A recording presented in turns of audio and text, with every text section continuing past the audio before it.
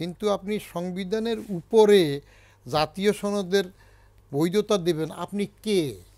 আপনার এই মাতব্বরি কে দিয়েছে? নতুন করে বাইরের থেকে লোক আমদানি করে কোথার থেকে আলী রিয়াজরে আনবে, কতগুলো এনজিও নিয়ে গভর্নমেন্ট করবে, নিজের গ্রামীণ দিয়ে করবে, এগুলো দিয়ে এগুলো করার তো দরকার ছিল না। ইউনুস সাহেব তো এই জানাফার বৈরাম খাঁ, নাবালক আকবরের জন্য তো একজন বৈরাম খাঁ দরকার ছিল প্রথম। তো ইনি তো বৈরাম খাঁ হিসেবে তাদের কাজ করছে। এখন কুলেতে পাচ্ছে না দেখে শেষের দিকে এখন লেজে গোবরে হয়ে যাচ্ছে। মানের সম্মানে চলে যাক, এসব পিয়ারের ঝামেলার দরকার নাই। আর সংবিধানের উপরে আইনি ভিত্তি অন্য কোনটার হবে? হতেই পারে না, প্রশ্নই উঠে না। Question does not arise at all.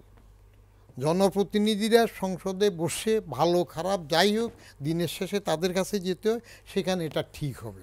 কিন্তু আপনি সংবিধানের উপরে জাতীয় সনদের বৈধতা দেবেন, আপনি কে?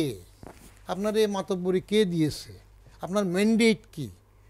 সাথে সাথে এসে যদি আপনি গণভোট দিতেন, আমি 5 বছর থাকবো, এই করব সেই করব, তখন হয় আপনি একটা ম্যান্ডেট পেতেন। ম্যান্ডেট তো নাই।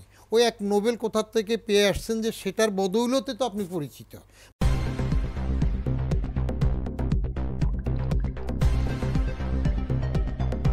News Vision, Digital Multimedia.